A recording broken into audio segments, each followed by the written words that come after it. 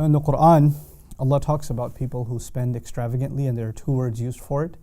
One of them is israf, and israf means to spend beyond the limit of what is necessary. So if you went to shopping and you went and bought a shirt, and instead of buying one, you bought like 20 shirts just because you can, that would be a form of israf.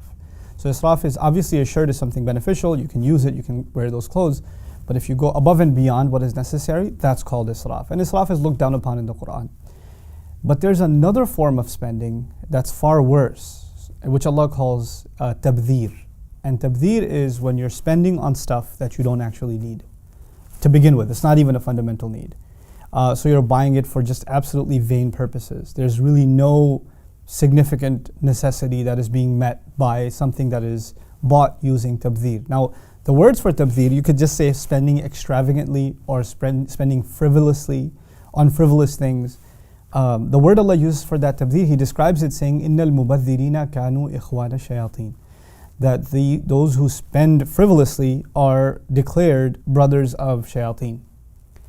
Which seems kind of harsh. I mean, why just because I'm spending on, let's just say, a video game, or I'm spending a lot of money on a trip to Las Vegas or something or another.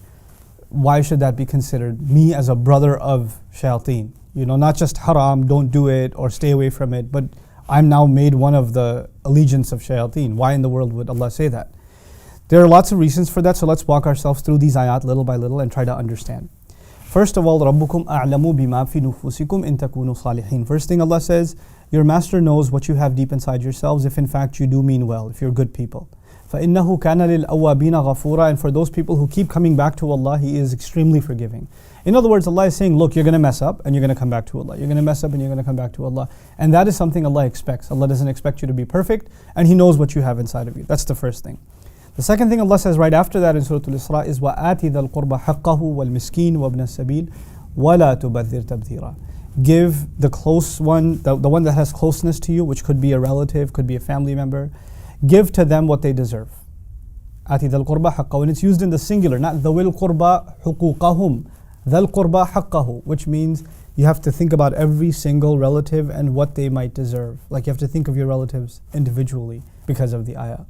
Wal miskin, and then think of the one who is in a helpless situation. They're stuck financially, they're stuck because of their circumstance. Maybe they're sick and can't work, something like that. That's a miskin. Wabna sabil, and someone who's on the road, meaning they're either, you could consider them homeless, or they're in the middle of travel, or they're in transition. These kinds of people are called wabna sabil. So give these people what they deserve. In other words, when you're helping them, you're not giving charity to them.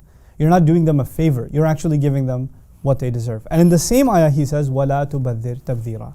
And don't spend frivolously, going out of your way and spending in tabdhir. Now what does that mean? That actually means, by making it one ayah, Allah is first telling us that money that you're spending recklessly, actually there were people who deserved it.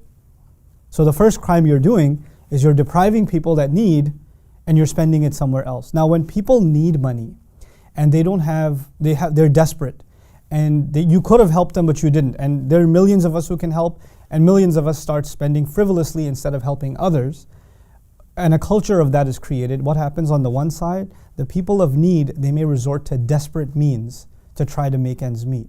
So you can create crime in society because the lower income areas in any part of the world, you'll find more crime in those areas, right? So when their needs are not met, more and more people resort to crime. More and more young men become desperate and do things they'll regret later on in their life, and young women. So now you have this is, by the way, this is what shaitan wants. So in one sense, you've aided shaitan without even realizing, on the one side, where you've created this kind of evil in society by not taking care of those who need. But the other thing, just before I go on, is a balance. Allah says, وَلَا تُبَذِّرْ تَبْذِيرًا. Don't go out of your way to spend frivolously. Allah didn't let us become extreme either. In other words, Allah is not telling you, listen, you can never, ever, ever buy yourself something that you don't absolutely need. Like you go to the grocery store and you're like, hey, I want to get some flowers. Well, you don't need flowers technically. You could survive without them, but that's okay. Allah is saying, لَا تُبَذِّرْ تَبْذِيرًا. By saying that, He's saying, you're always going to spend on some things that you don't absolutely need. That's okay, but don't make a habit out of it, and don't go out of your way to do it. And don't do it in extreme cases where you're spending hundreds, if not thousands of dollars. In some cases, people spend millions of dollars on stupid things. Don't become one of those, because that's evil. Then the next ayah says, إِنَّ الْمُبَذِّرِينَ كَانُوا إِخْوَانَ الشَّيَاطِينَ. No doubt about it, those who engage in this kind of spending, and look at the remarkable language, Allah does not say إِنَّ الَّذِينَ بَذَّرُوا, those who engaged in this act of spending. Al-Mubadhirin is a noun, it's an ism fa'il. What nouns are, they're permanent. So people who are permanently in this state, they're always doing this kind of thing, they perpetually, spend in this way, they have been declared brothers of shaitan. Now this is really interesting, because in marketing, you learn about consumer society and you actually profile different kinds of consumers.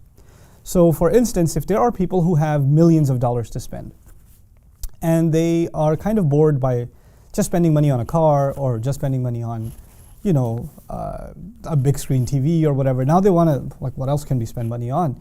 They get a little more creative with what they want to spend money on. So you'll find them spending money on gambling, right? You'll find them spending money on expensive wines, and they might even get involved in some kind of filthy, their own kinds of clubs and this sort of thing. So they create an entire elite entertainment industry, right? That is catered to the needs of the very, very wealthy, because they have disposable income and they've got money to spend on booze, and they've got money to spend on gambling, and they've got money to spend on whatever, prostitution, all kinds of filth. That industry could not have existed if the wealthy were not spending money on it.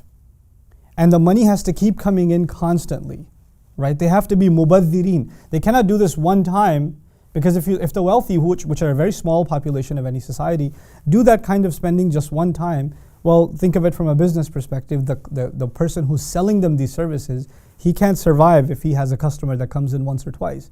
He needs a regular customer. So they actually become mubadhirin. They become people who spend frivolously regularly.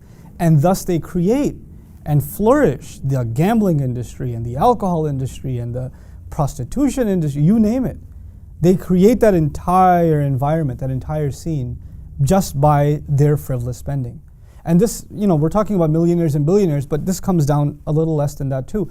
If, there are young people that are watching, they're downloading some filthy, video, movies or whatever online. They're like, oh, maybe I'm just harming myself. I'm not hurting anybody else. Well, actually, you're supporting an industry. They would not have made their money if you didn't download anything. So if and the tragedy of our times is a huge proportion of the filth downloaded online is from Muslim countries. So that's a reality. So Allah is saying, Innal mubadhirina kanu ikhwana shayateen, perhaps because some of the most evil enterprises that exist in our times and have always existed are supported on the backs of people that have disposable income and spend it irresponsibly. This is the point that's being made here. It's a very heavy point. We talk about responsible consumerism, and you have to spend money in places where, that are clean, that you don't have, forced labor or child labor and things like that, or you go for organic food and things like that. Similarly, not just where this product was made, but what this product was made for. The thing you're buying, you have to look at, why are you buying this product? Why are you engaged in this consumerism? Is there nothing better you can spend it on? So this beautiful balance between two, this is what I want to conclude with. On the one hand, the balance of, look, sometimes you are going to spend beyond your need, and that's okay. But on the other hand, if you become mubadhirin, you're going to become brothers of the shayateen, because you are brothers in that you are giving them business and they are giving you entertainment. You become brothers and partners in a sense. You're supporting one another, and that's exactly what shaitan wants. May Allah Azza wa Jal protect us from becoming brothers of shayateen, and may Allah not make us from those who are mubadhirin, nor from those who commit israf. Barakallahu li wa lakum. Assalamu alaikum wa rahmatullahi wa barakatuh.